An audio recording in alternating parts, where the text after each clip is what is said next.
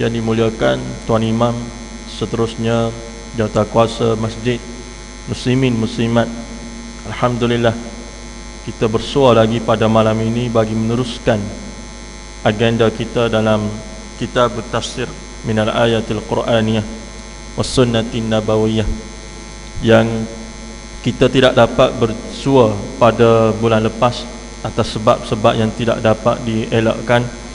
Dan pada malam ini kita akan berada pada penghujung surah An-Naba, iaitulah surah yang pertama dalam juzuk ke-30, dan kita berhenti pada pertemuan terakhir pada ayat ke-36, dan insya-Allah pada malam ini kita akan sambung bermula daripada ayat ke-37 sehingga ke ayat 40. Insya-Allah 4 ayat ini yang kita akan tengok pada malam ini, kita akan habiskan sebelum berakhirnya masa kita pada malam ini. Dan insya-Allah pada pertemuan yang akan datang kita akan masuk kepada surah yang baru. Jadi tuan-tuan dan puan-puan sekalian, maka sebagaimana lazimnya bolehlah buka kepada ayat yang dinyatakan sebentar tadi daripada surah An-Naba juzuk 30 ayat ke-37. Dalam lebih kurang 4 ayat yang kita akan baca pada malam ini. Kalau tengok pada muka surat 584, ya, pada muka surat 584. Nak tengok melalui smartphone pun tak ada masalah. Yang penting adalah kita melihat kepada ayat-ayat Al-Quran tersebut.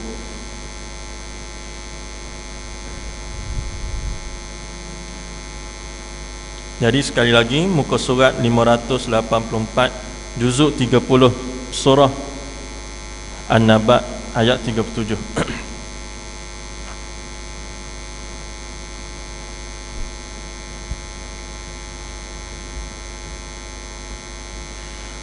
A'udzu billahi minasy syaithanir rajim.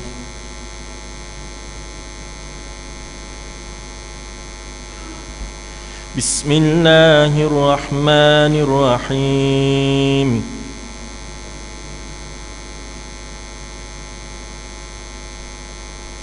Rabbis samawati wal ardi wa ma bainahuma ar-Rahman.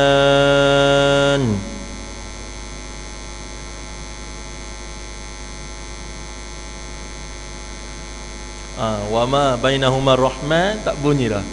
Ya, sekali lagi. Rabbis samawati wal ardi wa ma bainahuma ar-Rahman.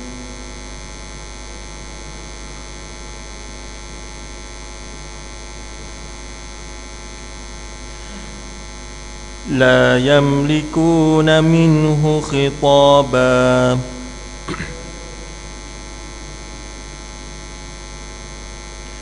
يوم يقوم الروح والملائكة صفا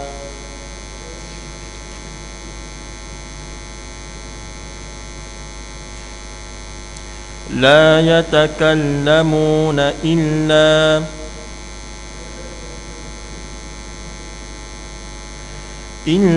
من أذن له الرحمن وقال صوابا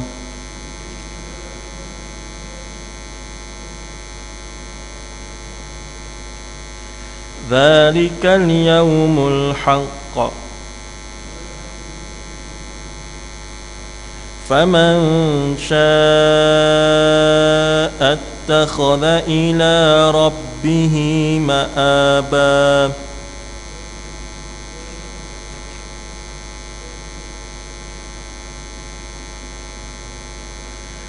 إنا أنذرناكم عذابا قريبا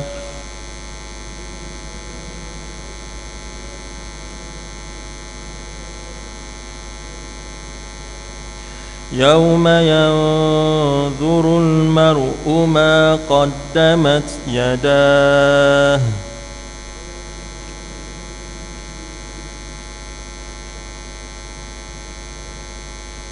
ويقول الكافر يا ليتني كنت ترابا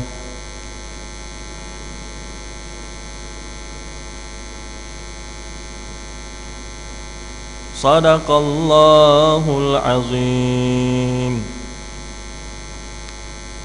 Allah Subhanahu wa taala berfirman yang bermaksud ayat ke-37, Tuhan, iaitu Allah Subhanahu wa taala yang memelihara langit dan bumi dan apa yang ada antara keduanya. Dialah yang Maha Pemurah. Mereka, iaitu makhluk Allah Subhanahu wa taala, tidak dapat berbicara dengan Allah Subhanahu wa taala. Ayat ke-38, pada hari iaitu ketika roh dan para malaikat berdiri dalam keadaan saf, mereka tidak berkata-kata kecuali sesiapa yang telah diberi keizinan oleh Allah Subhanahu wa taala kepadanya, dan dia pula hanya akan mengungkapkan kata-kata yang benar. Ayat ke-39, itulah hari yang pasti terjadi, maka sesiapa yang mengkehendaki nescaya dia akan menempuh jalan kembali kepada Tuhannya. Ayat ke-40, sesungguhnya kami, iaitu Allah Subhanahu wa taala, telah mengingatkan kepadamu wahai orang-orang kafir tentang siksa yang dekat pada hari manusia melihat apa yang telah dibuat oleh kedua-dua tangannya, lalu mereka berkata, alangkah baik sekiranya aku dahulu adalah tanah. Tuan-tuan dan puan-puan sekalian, penghujung pada ayat ke-40 daripada surah An-Naba ini menceritakan tentang fi halatin nadamah, keadaan penuh penyesalan manusia apabila balik kepada Allah Subhanahu wa taala dalam keadaan pengakhiran mereka ialah di neraka Allah Subhanahu wa taala, wal a'yadu billah min zalik. Baik, pada ayat yang ke-37 sehingga ayat yang ke-40 yang merupakan bahagian terakhir daripada surah An-Naba ini, kalau kita lihat kaitan ayat ini dengan ayat sebelumnya, disebut oleh Fadilatul Syekh wa qala al-musannif rahimallahu ta'ala anhu, nafa'ani wa iyyakum fid darain amin ya rabbal alamin. Kata Fadilatul Syekh, setelah Allah Subhanahu wa taala menjelaskan janji buruk atau kesan buruk kepada orang-orang kafir dan kesan baik kepada orang-orang yang bertakwa, iaitu merujuk kepada ayat yang kita baca sebelum daripada ini. Ayat yang menceritakan tentang kesan buruk ialah daripada ayat ke-21 sehingga ke-30. Kemudian ayat yang menceritakan tentang kesan baik, iaitu merujuk syurga Allah Subhanahu wa taala, ialah bermula daripada ayat ke-31 sehingga ayat ke-36. Allah Subhanahu wa taala setelah menyebut kedua-duanya, antara baik dan buruk, antara neraka dan syurga, antara pro dan kontra, maka diakhiri surah ini dengan menyatakan kehebatan, keagungan dan keluasan rahmat Allah Subhanahu wa taala, lebih-lebih lagi pada hari kiamat. Iaitulah bila mana disebutkan permulaan bahagian yang terakhir ini dengan menyebut Rabbis samawati wal ard, iaitulah yang bermaksud Tuhan yang memelihara langit dan bumi. Satu declaration atau satu deklarasi daripada Allah Subhanahu wa taala untuk meletakkan cara letak pemikiran kita.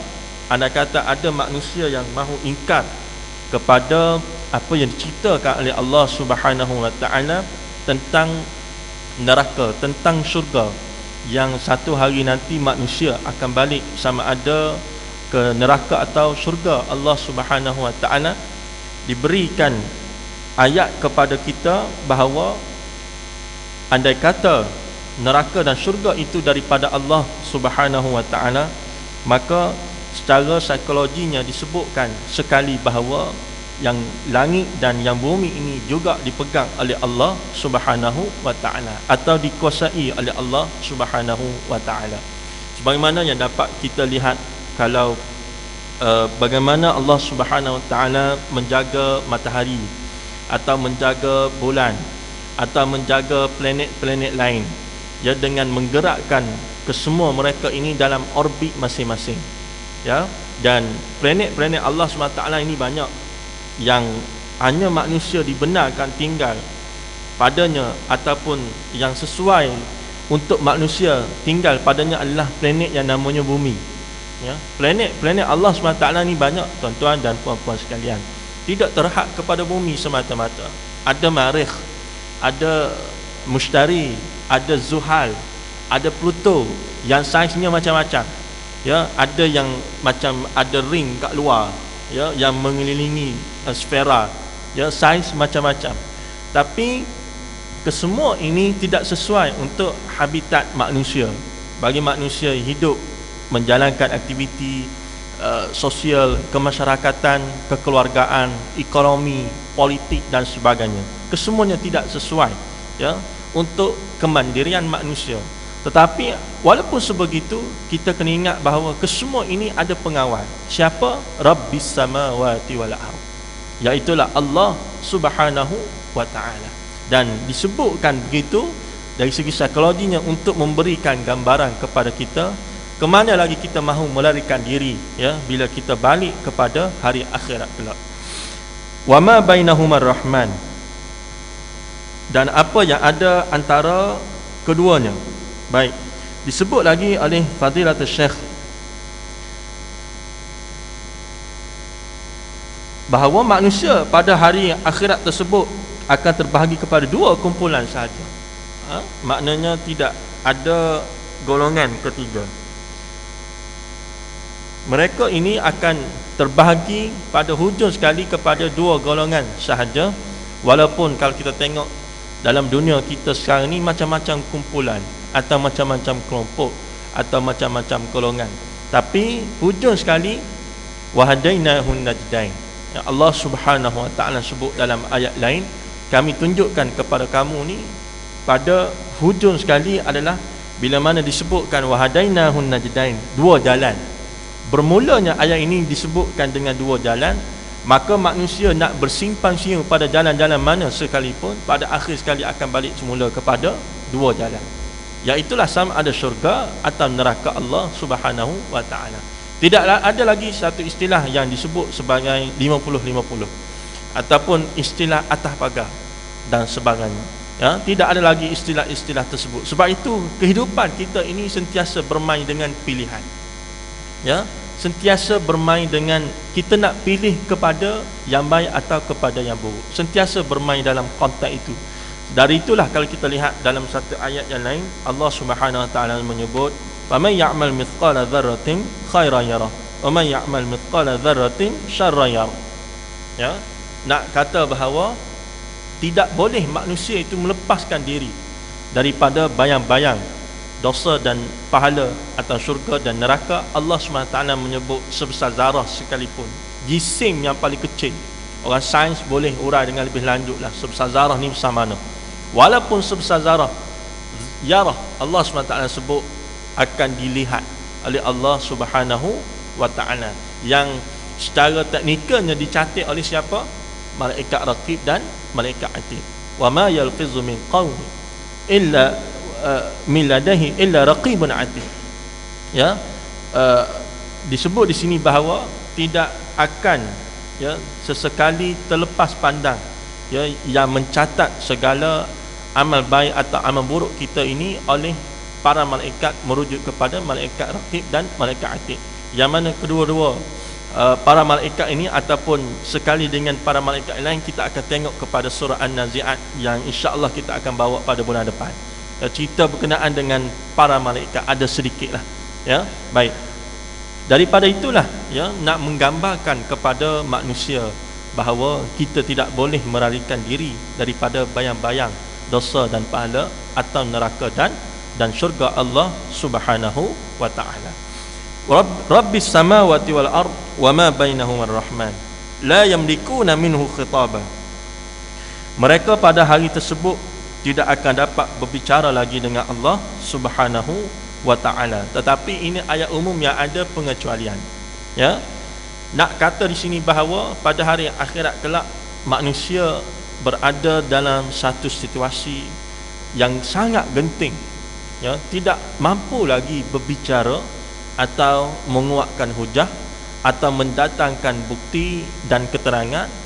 La yamlikun, ya, tidak ada kuasa tersebut. La yamlikun ni maknanya tidak ada keupayaan tersebut, ya, kerana kita berhadapan dengan raja segala raja, ya, Maliki Yaumiddin, yang kita baca dalam surah Al-Fatihah 17 kali seharian semalaman.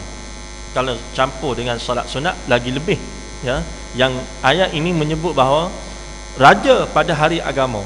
Yaumuddin ini merujuk kepada yaumul jaza wa yaumul hisab. Kita baca ayat ini, cuma perasan atau tidak dalam hati kita bahawa ia merujuk kepada satu situasi yang genting. Manusia pada waktu dan ketika itu tidak ada keupayaan, ya, tidak macam zaman sekarang, ya, manusia ada keupayaan untuk bercakap. Kalau tak boleh bercakap pun ada keupayaan keuangan, upah peguam pula tolong bercakap, ya, dan sebagainya, ya. Yauma yaqumur ruhu wal malaikah, yauma yaqumur ruhu wal malaikatu saffa. Pada hari tersebut Allah Subhanahu wa taala menyebut bahawa pada hari ketika roh dan para malaikat berdiri dalam saf, ya. Ayat yang sebelumnya yang kita sebutkan tadi menyebut bahawa Tuhan tidak akan mengupayakan seseorang untuk memulakan ucapan kecuali dengan izinnya lantaran kehebatan dan ketinggiannya, ya, lantaran kehebatan dan ketinggian Allah Subhanahu wa taala. Macam kalau kita tengok dalam prosiding dalam mahkamah, kalau tuan-tuan dan puan-puan sekalian masuk dalam mahkamah, ya, public gallery sampaikan handset pun kena off, ya. Polis mahkamah akan kata okey, handphone sila switch off ataupun kena silent kan, ya, put in silent mode, ya, sebagai contoh. Tapi nak kata bahawa itu baru situasi dalam mahkamah, ya, nak berhadapan dengan penghakiman satu-satu kes dan sebagainya, itu baru pegawai polis, ya, yang beritahu kepada kita, ya, yang berada dalam galeri awal tak boleh main handset, tak boleh bercakap telefon, tak boleh berbual dengan orang sebelah dan sebagainya, ya. Belum lagi hakim, ya, hakim ni nak kata paling berkuasa dalam prosiding mahkamah tersebut. Kalau tidak membenarkan mana-mana peguam untuk bercakap, walaupun sehebat mana peguam itu sekalipun, dalam berhujah dia tak boleh bercakap kalau tanpa mendapat keizinan daripada hakim. Itu situasi dalam mahkamah, ya, sehebat mana pun, ya, tapi bila mana hakim tidak membenarkan berlakunya satu-satu penghujahan, dia tidak boleh berhujah, ya. Ini apatah lagi, ya, nak memberikan gambaran kepada kita situasi pada hari yang tidak ada sesiapa lagi lebih berkuasa. Hakim sendiri pun tak boleh bercakap, ya, bukan setakat peguam, hakim pun tak boleh bercakap pada hari akhirat kelak, melainkan dengan izin Allah Subhanahu wa taala, ya. Baik. Yauma yaqumur ruhu wal malaikah, pada hari ketika roh dan para malaikat berdiri dalam keadaan saf, mereka tidak berkata-kata illa man adina lahur rahman, kecuali sesiapa yang telah diberikan keizinan kepadanya oleh Allah Subhanahu wa taala. Baik. Ayat ini yang pertama, ar-ruh ini merujuk kepada malaikat Jibril alaihissalam yang digelar sebagai penghulu segala malaikat, ya, maknanya hanya makhluk tertentu sahaja yang diberikan keizinan oleh Allah Subhanahu wa taala untuk bercakap. Baik, sebelum daripada itu disebutkan di sini pada hari ketika roh dan para malaikat, iaitu malaikat Jibril alaihissalam dan para malaikat yang lain berdiri dalam keadaan saf. Mereka semua ini tidak mampu bercakap. Kenapa disebut para malaikat? Kerana para malaikat ini boleh dikatakan sebagai makhluk yang tidak sama macam manusia, ya. Kita manusia ada yang Islam, ada yang kufur. Para malaikat Allah Subhanahu wa taala la ya'suna ma amarahum wa yaf'aluna ma yu'maru, ya. Antara sifat mereka adalah mereka tidak ingkar kepada apa yang disuruh oleh Allah Subhanahu wa taala dan sentiasa membuat apa sahaja yang diperintahkan oleh Allah Subhanahu wa taala. Sehebat-hebat para malaikat pun, ya, disebut dalam situasi ini la yatakallamun, ya, mereka juga tidak ada keupayaan ya, la yamlikun, ya, tidak ada kekuatan, tidak ada keizinan untuk bercakap di hadapan Allah Subhanahu wa taala. Macam dalam satu-satu kes di mahkamah, ya, nak membuktikan satu-satu kes kena bercakap depan hakim. Kalau tak bercakap depan hakim, macam mana hakim nak tahu apa yang dipohon, ya, apa yang dipinta, apa yang diminta dan sebagainya, ya. Baik, la yatakallamun illa man adina lahur rahman, tidak akan mereka ini bercakap melainkan dengan izin Allah Subhanahu wa taala. Baik, yang kita sebut pada ayat yang ke-37 adalah ayat umum. Ayat yang sekarang kita sebut, iaitu ayat yang ke-38, ialah ayat pengecualian. Sebab yang hanya boleh bercakap ialah illa man adina lahur rahman, kecuali sesiapa yang diberikan keizinan oleh Allah Subhanahu wa taala. Wa qala shawaba, dan mereka ini pula tidak bercakap melainkan dengan satu-satu perkataan yang benar, iaitu merujuk kepada kalimatut tauhid. Baik, sebelum daripada itu, kalau kita lihat di sini bagaimana kata Fadilatul Syekh bahawa mereka ini atau merujuk kepada para malaikat ini adalah semua makhluk, adalah makhluk yang mempunyai kekuatan dan kedudukan yang hebat, tetapi mereka ini tidak boleh juga bercakap atau berhujjah atau mendatangkan keterangan dan bukti illa man adina lahur rahman, kecuali setelah mendapat keizinan daripada Allah SWT, yang boleh kita dapat lihat dalam ayat kursi yang selalu kita baca, man dzal ladzi yashfa'u 'indah illa bi'idnih, ya, dalam ayat kursi yang kita baca, yang bermaksud bahawa tidak ada yang dapat memberi syafaat di sisi Allah Subhanahu wa taala melainkan dengan izin Allah Subhanahu wa taala semata-mata.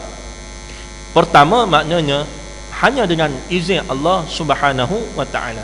Yang kedua, mereka bercakap pula dengan tidak lain tidak bukan perkara yang hak dan yang benar. Macam dalam prosedur mahkamah, hanya yang setelah mendapat keizinan oleh hakim baru boleh cakap, baru berhujah, datangkan keterangan dan bukti. Tapi itu pun kita tak tahu benar atau tidak, ya, apa yang dihujahkan oleh peguam-peguam. Tapi di hari akhirat kelak, Allah SWT sebut wa qala shawaba, dan mereka ini bercakap hanya perkara-perkara yang hak dan perkara-perkara yang benar. Baik, kata lagi pendapat daripada Fadilatul Syekh pengarang kitab, ya, mengatakan bahawa antara perkataan tersebut adalah perkataan la ilaha illallah, ya, satu perkataan yang kita tidak perlu hafal pun, kita sendiri boleh sebut, tapi nilai yang cukup besar di sisi Allah Subhanahu wa taala. Ini adalah kemuncak kepada kehambaan daripada seseorang hamba kepada Tuhannya, iaitu Allah Subhanahu wa taala. Ya, mereka ini pada hari akhirat kelak bercakap, ya, dengan satu perkataan yang benar, iaitu perkataan yang tulen, merujuk kepada bagaimana kesemua makhluk ini adalah hakikatnya hamba Allah Subhanahu wa taala, tetapi ada bila mana menjalani kehidupan di dunia tersalah landasan dan sebagainya, ingkar kepada Allah Subhanahu wa taala. Tapi pada hakikatnya hari akhirat kelak semua manusia akan mengetahui kebenarannya, ya, apabila diungkapkan kalimah la ilaha illallah, ya, sama ada kita menolak atau tidak kalimah tersebut di dunia, kita punya pasal, ya. Islam telah sampai kepada kita, alim ulama telah menyampaikan kepada kita, yang kita nak tolak atau tidak, kita punya pasal. Kerana itulah dalam satu ayat yang lain Allah Subhanahu wa taala sebut rabbana absarna wa sami'na farji'na na'mal salihan inna muqinun, ya, yang bermaksud bahawa Tuhan kami, sesungguhnya kami telah lihat, sesungguhnya kami telah dengar, maka kembalikanlah kami, ya, kepada kehidupan di dunia dulu, ya, bila mana di hari akhirat kelak dapat melihat segala kebenaran, tiadalah yang benar melainkan benar-benar belaka. Maka pada waktu dan ketika itu, bahagian atau segelintir manusia tahu bahawa mereka ini akan berakhir pada tempat yang tidak baik, maka sebut pada Allah Subhanahu wa taala farji'na na'mal salihan, minta tolong hantar kami semula kepada kehidupan dunia, ya. Farji'na na'mal salihan, untuk apa dia? Adakah untuk melawan Islam? Adakah untuk melawan alim ulama? Jawabnya tidak, na'mal salihan. Hari ini baru kami yakin Ya, apa yang kami buat dulu salah, maka minta tolong hantar balik semula kami ke dunia, na'mal salihah, untuk kami berbuat amal soleh. Inna muqinun, kerana pada hari ini kami telah yakin, tetapi ianya sudah terlambat. Ya, kerana kita sebut tadi Yaumuddin, ya, hari agama ni hari Yaumul Jaza wa Yaumul Hisab, hari akan dibalas segala ganjaran atau pembalasan oleh Allah Subhanahu wa taala. Sebab itulah disebut ad-dunya mazra'atul akhirah. Nabi SAW mengatakan, pernah juga kita berulang-ulang kali menyebut di sini bahawa dunia ni tempat mazra'ah, tempat kita bertani atau bercocok tanam dalam menuju ke hari akhirat kelak yang kita sepatutnya mendapat hasil di situ. Ya, mazra'ah ini satu perkataan yang memberikan gambaran tentang seseorang petani atau seseorang pesawah. Kenapa disebut mazra'ah? Untuk memberikan gambaran kepada kita kena bersungguh-sungguh.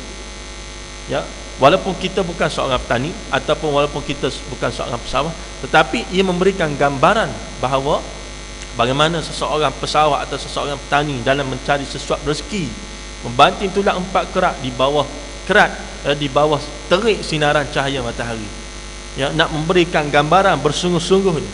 Ya, bila hujan berhenti rehat seketika, lepas hujan sambung balik. Ya, rutin yang nak memberikan gambaran bahawa perlunya bersungguh-sungguh, ya, dalam kita sekarang ni. Setiap kali kita bangun daripada tidur, setiap kali kita nak tidur semula ni, kena bersyukur kepada Allah SWT, peluang kita masih ada. Bila mati habis. Ya, idza mata ibnu adam inqata'a amaluhu illa min thalath. Ya, hadis ni juga menjadi dalil bahawa ada kehidupan selepas daripada mati. Kerana patutnya bila mati habis cerita, sepatutnya cerita orang lain lah pula. Tapi nak sebut bahawa Islam tidak berakhir di situ. Ya, kita menuju ke akhirat. Jalan kita sekarang ni di dunia. Nak sebut bahawa tidak ada perakhiran dalam dunia kita. Bila mati ni, kita tak boleh buat apa-apa. Semayang pun orang tolong semayangkan. Ya, mandi pun orang tolong mandikan. Tapi nak kata gerak, boleh gerak lagi pahala. Ada lagi kasih dan sayang Nabi SAW pada kita, Allah SWT pada kita, sehingga bila mati kalau kira habis lah. Tapi nak sebut bahawa ada tiga lagi, ya, sumber yang boleh menjadi pahala kita ni jariah, ya, berjalan. Ya, sebagaimana yang kita tahu, inqata'a amaluhu illa min thalath, sadaqatun jariyah, sedekah yang kita berikan, atau ilmu yuntafa'u bihi, atau ilmu yang bermanfaat, atau waladun salih yad'u lahu, atau anak salih yang mendoakan kepada ibu dan bapa. Tapi ia masih bergantung pada orang. Kalau kita beri sedekah, orang nak buat masjid, last sekali orang tak buat masjid pun. Ya, apa yang boleh kita buat? Ya, kita tak ada pilihan, kita dalam kubur dah.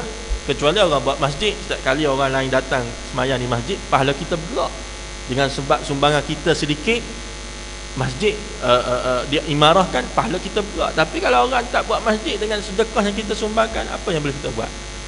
Ya, au ilmu yuntafa'u bihi, atau ilmu yang bermanfaat. Lepas kita mati, tengok anak murid kita tak beramal pun, tak menyampaikan pun apa yang kita sebut dulu, apa kita boleh buat? Tak boleh buat apa-apa. Kita dalam kubur lah. Ya, au waladun salih yad'u lahu, atau anak salih yang mendoakan kedua ibu dan bapanya. Dah kalau tidak berdoa, anak salih dah, solehah, tapi tidak berdoa kepada kedua ibu dan bapanya. Ya, sebagai contoh. Maknanya bergantung, ya, kepada orang lain. Walaupun hakikatnya bila sebut anak saleh-salehah, sudah tentu tidak melupakan kedua ibu dan bapanya. Isu sekarang ni susah, ya, kita berhadapan dengan pelbagai cabaran, ya, dalam melahirkan anak-anak, ya, yang saleh-salehah dan sebagainya. Tuan-tuan dan puan-puan sekalian, sehari dua baru ni, atau pada hari Jumaat lepas, ya, di Mahkamah Rayuan di Putrajaya, masuk dalam akhbar tentang isu transgender. Tahu ke? Ya, orang lelaki nak jadi orang perempuan. Ya, telah diputuskan di Mahkamah Rayuan bahawa kes ini asalnya bermula di Mahkamah Tinggi. Ya, kita ambil cerita sikitlah. 3 orang lelaki di Negeri Sembilan berhadapan dengan krisis identiti. Ya, bila mana lahirnya sebagai seorang lelaki tetapi nak jadi orang perempuan. Ya, dari segi pakaian, dari segi pertuturan, ya, dari segi tingkah laku, dari segi berjalan, ya, walaupun kalau kiranya dari segi biologi masih seorang lelaki, tapi kecenderungan tersebut adalah kepada seorang perempuan.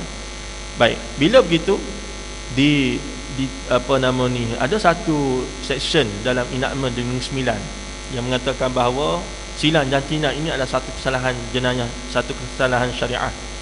Maka ketiga-tiga orang ini, kerana mereka berhadapan dengan situasi tersebut, ya, setiap hari melakukan perkara-perkara yang sebagaimana orang perempuan lakukan, ya, dan setiap hari, hampir kita boleh katakan setiap hari ditangkap oleh pihak berkuasa di Negeri Sembilan. Last kali kes ini dibawa ke Mahkamah Tinggi di Negeri Sembilan. Bila begitu, diputuskan oleh Mahkamah Tinggi bahawa mereka tidak boleh berbuat sedemikian, ya, kerana bersalahan dengan enactment syariah Negeri Sembilan dan sebagainya, dan hakikatnya mereka ini adalah seorang lelaki. Baik, malas sekali bila kes ini dibawa ke Mahkamah Rayuan yang diputuskan di Putrajaya pada Jumaat lepas. Mahkamah mengatakan bahawa apa yang telah diputuskan di Mahkamah Tinggi itu adalah salah. Maknanya mereka ini setelah dibawa kes ke Mahkamah Rayuan, Mahkamah membenarkan rayuan mereka, ya, dengan mengatakan bahawa Seksyen 66 di Enactment Syariah Negeri Sembilan bertentangan dengan Perlembagaan Persekutuan yang merupakan perlembagaan tertinggi dalam negara kita, ya, Artikel 75. In the event of inconsistency, federal law shall prevail. Ya, bila berlaku pertembungan, maka yang patut diutamakan adalah Perlembagaan Persekutuan. Baik, isunya adalah yang kalau kita tengok kepada alasan penghakiman tersebut mengatakan bahawa ketiga-tiga orang ini asalnya ada masalah, ya, apa yang disebut sebagai GID, Gentle Gentle Identity Disorder, ya, satu penyakit yang kalau kita tengok ni berkaitan dengan sakit mental lah, mental illness. Ya, ada banyak, kalau tanya pakar psikiatri atau pakar psikologi ni, banyak sakit mental ni. Ya, ada yang jenis tengok orang nampak binatang sebagai contoh, yang kes sembelih ni, ya, masalah sakit halusinasi ke apa, ya, yang pernah menggemparkan negara kita dalam tempoh beberapa tahun, ya, sebelum daripada ini. GID juga adalah antara masalah, dan ia adalah masalah yang terbaru juga, ya. Baik, kita beri laluan kepada azan terlebih dahulu untuk kita sama-sama, sebelum kita sama-sama sambung dan kita simpulkan insya-Allah.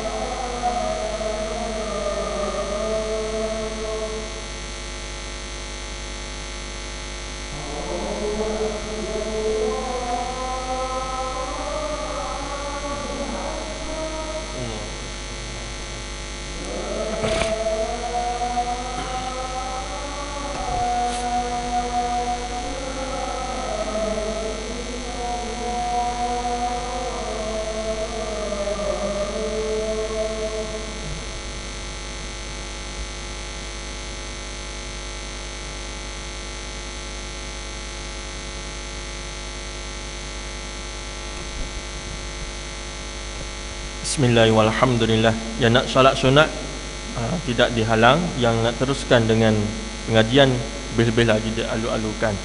Baik, kita berhenti pada tentang isu yang berlaku yang terbaru ni, tentang isu transgender. Baik, kes ini 3 orang apabila diputuskan di mahkamah tinggi tidak memihak kepada mereka, tidak puas hati, maka bawa kes ini ke mahkamah rayuan. Ya, dan apa yang menarik ialah di mahkamah rayuan ada 3 orang hakim, 2 orang Melayu Islam, seorang bukan Islam. Ya, dan keputusan di mahkamah rayuan memutuskan dengan penghakiman majoriti, ya, iaitulah 2-1, maka menang yang 2 lah. Dan malang sekali yang menang yang 2 ini memihak kepada maknya, ya, yang lelaki nak jadi perempuan ni. Baik, kalau kita lihat di sini, ya, ada ayat yang Allah SWT sebut dalam Al-Quran, walaysa dzakaru kal unsa. Manusia ataupun lelaki ini tidak sesekali akan sama menjadi seorang perempuan.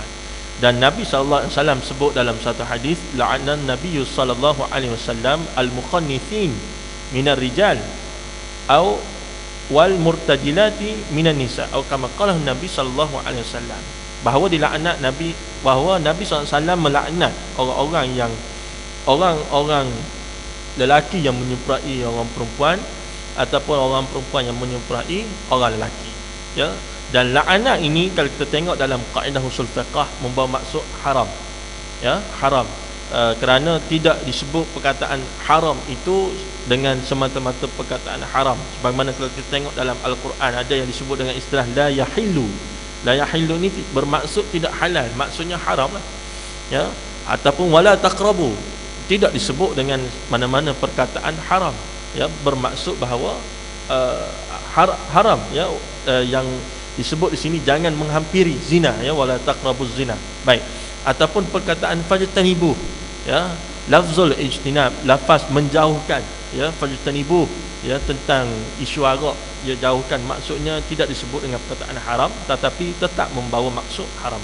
Baik, dalam kes di mahkamah rayuan, hakim memutuskan kes ini memihak kepada maknya. Kenapa? Kerana kalau kita lihat di sini, walaupun kita tengok di situ ada dalil daripada Al-Quran, ada dalil daripada hadis, kita kena tengok formaliti dan prosedur di mahkamah sivil. Satu-satu keterangan mesti dibawa kepada mahkamah. Kalau tidak dibawa ke mahkamah, kita tak boleh nak buat apa, ya. Tak banyak yang boleh dibuat oleh kita walaupun kita tahu tentang keadaan tersebut. Itu dari segi rule of law, ya, ataupun formality ataupun prosedur, ya. Macam kita nak pergi ke mahkamah, nak mengatakan bahawa satu-satu bukti ataupun satu-satu barang ini adalah hak milik kita, ya. Tidak boleh dengan kita beranggapan bahawa kita pergi itu dengan saja-saja, ya, tanpa ada keterangan atau bukti, maka kita beranggapan bahawa mahkamah akan memberikan keputusan kepada kita. Macam kes yang berlaku pada Sayyidina Ali bin Abi Talib radhiyallahu anhu dengan seorang Yahudi, kes baju besi, ya, perisai, ya, baju perisai ini yang dilihat oleh Ali radhiyallahu anhu, dimiliki oleh seorang Yahudi yang hakikatnya orang Yahudi tersebut mencuri daripada Ali bin Abi Talib radhiyallahu anhu.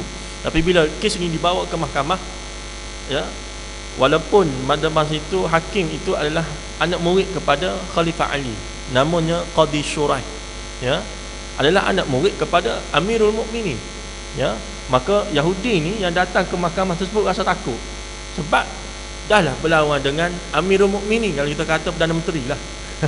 Contoh, hakim ni pula anak murid kepada Perdana Menteri, maka dua kali kena lah, ya. Tapi nak kata bahawa perlunya berlaku adil, ya, hanya boleh dihakimi satu-satu kes apa yang dibawa bukti di hadapannya, maka walaupun yang dihakimi tersebut adalah ketua negara dan hakim tersebut adalah anak buah kepada ketua negara, tapi disebabkan oleh keterangan dan bukti yang tidak cukup kredibiliti, ya, saksi siapa? Anak kepada Khalifah Ali, ya, hakim kata tertolak sebab tak boleh ada hubungan ayah dengan anak. Yang kedua, saksi daripada pekerja Khalifah Ali, hakim kata tertolak juga, tak boleh sebab hubungan antara majikan dengan pekerja.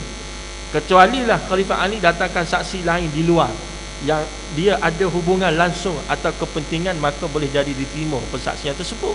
Ini kaedah dia, ya. Bila tengok begitu, hakim kata saksi walaupun ada dua orang tapi tak ada kredibiliti, maka ditolak. Bila ditolak, baju ini jadi milik Yahudi. Yahudi ni rasa terkejut sebab hakikatnya memang dia betul-betul mencuri baju besi tersebut, ya, baju perisai tersebut. Tapi ini hikmah, ya, dan ini prosedur, ini formality, ini rule of law yang perlu kita patuhi. Dan bila begitu, akhirnya alhamdulillah lembut hati, ya, orang Yahudi tersebut akhirnya setelah melihat keadilan dalam sistem kehakiman Islam, maka memilih untuk masuk Islam. Cuma dalam kes ini, kalau kita lihat, ada hujung sekali bila ditengok semula di mahkamah tinggi, kenapa mahkamah rayuan membuat keputusan tersebut. Hakikatnya adalah isu utama adalah yang ketiga-tiga orang ini yang nak jadi maknyah ini adalah disebabkan oleh ada satu penyakit yang dinamakan penyakit GID yang tersebutkan tadi, Gender Identity Disorder, ya, yang mana bila di mahkamah tinggi akan ada perbicaraan, ya, tanya orang tu, tanya orang ni, saksi lah, ya, dan daripada pihak maknyah, ya, memanggil saksi-saksi daripada, pertama memang kesemuanya tidak Islam lah. Yang kedua, mereka ini adalah pakar psikologi dan pakar psikiatri, ya, memberikan keterangan bahawa penyakit GID ini tidak boleh diubati, incurable, tidak boleh dirawat, ya. Malah sekali di pihak kita orang Islam, kita tak ribat, kita tidak mencabar, ya, pensaksian tersebut. Bila tidak dicabar, kaedahnya seakan-akan kita mengakui kewujudan ataupun keadaan tersebut. Kecualilah kita datangkan dengan saksi pakar, saksi yang lain, saksi atau pakar perubatan yang lain, ya, kita datangkan saksi yang lain atau pakar perubatan yang lain mengatakan bahawa sebenarnya boleh diubati, ya, sebenarnya. Tapi sebab ia tidak berlaku, maka ia seakan-akan satu affirmation, satu perkara yang menyebabkan kita pun mengatakan sah bahawa memang betul tidak boleh diubati penyakit GID. Bila begitu, mahkamah rayuan kata oleh sebab yang sedemikian, maka kerana mereka ini berpenyakit, ya, tetapi penyakit ini tidak boleh diubati, maka apa yang boleh buat, kecuali terpaksa merelakan mereka dalam keadaan sedemikian, ya. Dan kita agak stuck di situ, ya, kerana bertentangan dengan dalil-dalil yang kita sebutkan tadi, tapi kita sendiri pun kurang dari segi melaksanakan kerja buat kita. Kecuali kalau kita melaksanakan kerja buat kita, itu cerita lain kalau ditolak oleh mahkamah. Ya, sekarang ni sebab kita sendiri ada kekuatan hujah tapi tak bawa kepada mahkamah, ya, itu yang menyebabkan kes ini berlaku. Maka daripada Jumaat lepas kita ada tempoh 30 hari, ya, atau sebulan untuk merayu. Dan anda dimaklumkan oleh rakan-rakan di Jabatan Peguam Negara memang akan dirayu kes ini. Kalau tidak dirayu, apa akan jadi? Ya, maknyah ni boleh berpakaian seperti orang perempuan, ya. Kita nak panggil pun susah, saudara ke saudari, ya, saudarai lah sekali. Ya, sekarang ni ya, kesan ya, kita kena sedar ni isu agama, ya, isu akidah, ya, bertentangan dengan Al-Quran, bertentangan dengan As-Sunnah, tapi maknanya ini situasi yang kita sedang berhadapan padanya sekarang. Kecuali ia dirayu, insya-Allah ia dirayu, dan moga-moga dengan rayuan tersebut, walaupun ada teknikal perkara yang perlu kita adjust, tetapi dengan harapan moga-moga akhirnya keputusan itu akan balik semula kepada ruh agama, ya, sebagaimana yang telah dinyatakan dengan jelas dalam Al-Quran dan dalam As-Sunnah Nabi sallallahu alaihi wasallam, ya. Dan dalam masa yang sama, kita menanggapi isu ini dengan undang-undang, kerana mereka datang dengan undang-undang, ya. Sebenarnya isu maknya isu gay, isu same sex marriage, perkahwinan sesama jenis ni di luar sana, di dunia luar sana sudah banyak berlaku, ya. Bermula di Belanda, di UK, United Kingdom, di negara-negara barat. Kalau tuan-tuan dan puan-puan sekalian tengok, ya, perkahwinan ini yang disebut sebagai civil union, ini penyatuan masyarakat sivil, ya, tak kira dah lelaki dengan perempuan, lelaki dengan lelaki pun boleh, perempuan dengan perempuan boleh, atas nama hak asasi, sudah banyak berlaku di luar sana. Dan nampaknya ia nak datang ke tempat kita Malaysia. Malang sekali sebab kita ikut undang-undang dari British. Ini kesan atau bahayanya juga, ya. Dan tak ada banyak pilihan, cuma itulah, kita kena ada kesedaran, ya. Kita kena pada akhirnya balik sekali kepada hukum hakam Al-Quran. Dan maknanya ini kita tidak boleh ketepikan begitu saja. Maksudnya macam mana? Ya, memang betul, ya, satu-satu rule of law ataupun nak mewujudkan satu masyarakat yang, sesebuah masyarakat yang mapan dan sejahtera, memerlukan kepada pelaksanaan undang-undang. Tapi kita kena tanggapi isu ini juga dari segi kemanusiaan, kerana mereka juga manusia, ya, yang boleh jadi tersadung dalam satu-satu perkara, terperangkap dalam circle of influence, ya, dalam pengaruh bulatan tersendiri, ya. Betul kita kata hukum sana hukum sini, tapi mereka juga memerlukan rawatan, ya. Tugas kita orang Islam lah, tugas kita menyelamatkan akidah, ya, sesama orang kita. Tak boleh kita buang mereka begitu saja, tidak menepati ciri-ciri asal kita sebagai orang-orang yang diperintahkan oleh Allah SWT untuk saling mengingatkan, ya, antara satu sama lain. Ya, ini benda-benda yang perlu kita ingat. Jadi oleh sebab yang sedemikian, kalau boleh, ya, kita ni datang ke masjid setiap hari, ya, 30 hari seharian semalaman, ya, tuan-tuan dan puan-puan sekalian, 30 tok guru yang berbeza, ya, datang ke masjid, ya. Kita jangan jadikan mendengar kuliah maghrib ini sebagai hobi semata-mata, ataupun sekadar mengisi masa lapan sebab tak tahu di rumah nak buat apa. Dan kita lebih melangkah lebih daripada itu, iaitulah dengan kita nak menambah ilmu pengetahuan, ya, untuk memandu kita lagi menjadi ejen-ejen kepada Islam di luar sana, ya. Bukan sekadar kita memberikan hak dan tanggungjawab ini kepada orang-orang tertentu, jangan, ya. Kita sendiri juga ada peranan dan tanggungjawab dan juga hak untuk kita laksanakan, ya, untuk memenuhi apa dia, last sekali, kuntum khaira ummatin ukhrijat linnas, ya, yang Allah SWT sebut bahawa kamu ni adalah sebaik-baik umat yang dikeluarkan, ta'muruna bil ma'ruf, kepada manusia, untuk menyuruh kepada yang ma'ruf, tanhauna 'anil munkar, untuk mencegah daripada kemungkaran, wa tu'minuna billah, dan untuk beriman, mengajak manusia beriman kepada Allah Subhanahu wa ta'ala. Tugas asasi, hak asasi kita ataupun tanggungjawab asasi kita kepada agama kita, kepada Allah Subhanahu wa ta'ala, kepada Nabi kita sallallahu alaihi wasallam. Jadi tuan-tuan dan puan-puan sekalian, walaupun ada 2 ayat lagi yang kita tak sempat nak habiskan, ya, pada malam ini, insya-Allah kita boleh sambung pada pertemuan akan datang. Tak banyaklah kalau kira, ya, cuma perlukan sedikit perincian, terutama pada ayat terakhir. InsyaAllah kita reserve pada bulan depan, dan juga kita akan masuk kepada surah An-Nazi'at sampai ayat yang ke-14, cerita berkenaan dengan malaikat Allah Subhanahu wa ta'ala sedikit sebelum kita masuk kepada cerita yang lebih menarik tentang Nabi Musa AS dan Fir'aun, ya, alaihim la'natullah. Aku qali hadza, moga-moga apa disampaikan boleh beri manfaat pada kita semua, untuk kita sama-sama beramal dengannya, dan untuk kita turut sama-sama menyampaikan kepada orang-orang yang tidak bersama kita pada malam ini. Aku qali hadza wa astaghfirullahal azim li wa lakum. Assalamualaikum warahmatullahi wabarakatuh. A'udzu billahi minasyaitonir rajim. Bismillahirrahmanirrahim. Alhamdulillahirabbil alamin. Wassalatu wassalamu ala asyrafil anbiya'i wal mursalin وعلى آله وصحبه أجمعين. اللهم ارزقنا فهم النبيين وحفظ المرسلين وإلهام الملائكة المقربين برحمتك يا أرحم الراحمين. صلى الله على سيدنا محمد وعلى آله وصحبه أجمعين والحمد لله رب العالمين. تقبل الله منا ومنكم.